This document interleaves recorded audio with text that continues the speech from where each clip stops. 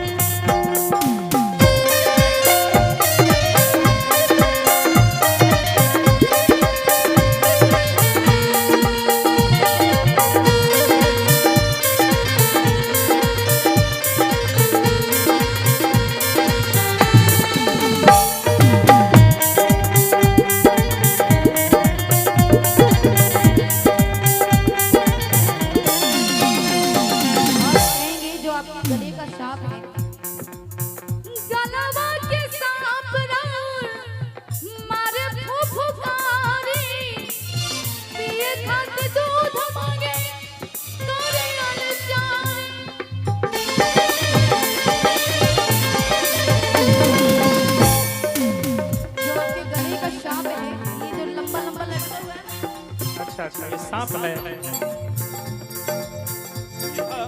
अभी कहाँ तारी कि गलवा के सांप और मारे फुफकारी पिए खातिर दूध मांगे तो समझिला चारी, लेकिन हमारे बात के सुनो। ई बात तहरा के सब मालूम रहे कि भोला ऐसा बाड़े वैसन बाड़े, फिर भी हमारा खातिर जंगल में अपना माई बाबू के छोड़ के तू तपस्या कैलू है और आज कहता हूँ कि हमरा से भांग ना पिसाई। अरे गौरा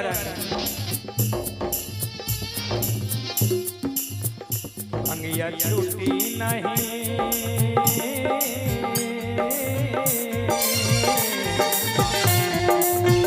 भंगिया छूटी नहीं, सुनाए हम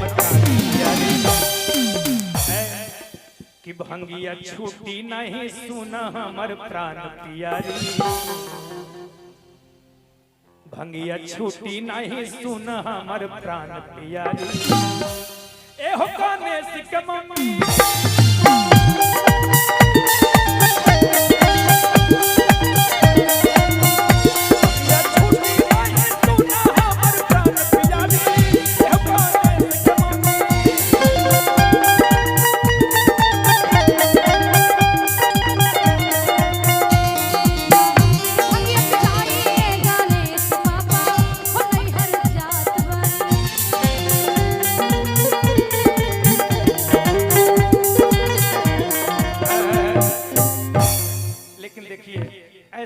ऐसा बोल करके हमारा दिल मत दुखाइए, ये मत बोलिए कि भांग नहीं पीसेंगे, इसी से हमको तकलीफ होता है, इसलिए हम कह दिए कि हम दूसरी शादी कर लेंगे। इससे सुनिए एक गौरा अब तो हरी है बा धानिया दतिया, तो हरी है बा धानिया दतिया, अरे भांग पीसे के ना कहेलू बतिया। सुना भांग पीसब न कहेलू बतिया, सुना ऐसा मत कह, काहे सब कुछ बिना हम रहले लेकिन भांग हमरा से ना छोटी।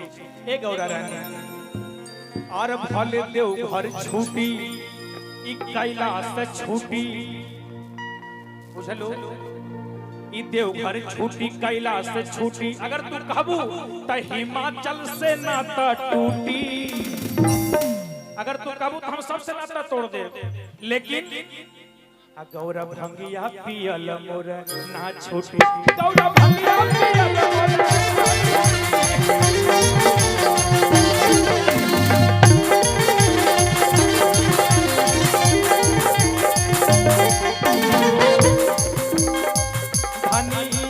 बाउरिया दतिया, भांग पीसब न कहेलू बतिया।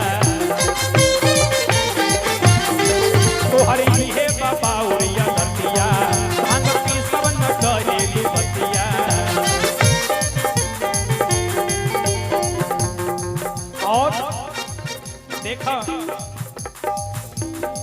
आर कैलाश छूटी देवघर छूटी कहबू तो हर माइयो बाबू से नाता टूटी।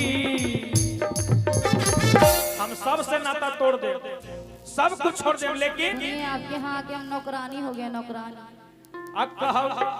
कहबू तो सबसे ही नाता टूटी, लेकिन ये हमर गौरा रानी लेकिन भंगिया के खाइला ना छूटी।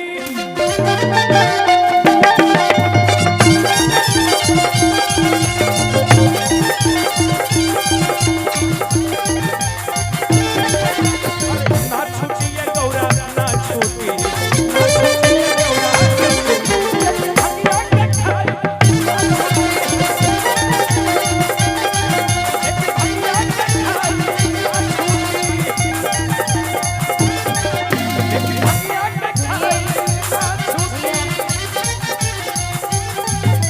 सारे लोग ऐसे बैठे हैं तो नींद आ रहा है क्या?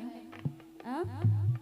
कि हम अपन नैहर के तो रानी थे ही, आपके यहाँ के नौकरानी हो गए। ना ना ना, कर लीजिएगा। अरे आप अपनी मायके में रानी थी, लेकिन यहाँ तो आप महारानी हो। कि नैहर में रहनी हम रानी भोला जी, अच्छा अच्छा अच्छा, हम रानी भोला जी, कि अब ससुर आया के भैनी नौकरानी भोला जी। पर ना ना ना, सुनिए, हम चाहेंगे कि एक बार सारे लोग हाथ उठा के और ताली बजाएंगे, ये लास्ट है और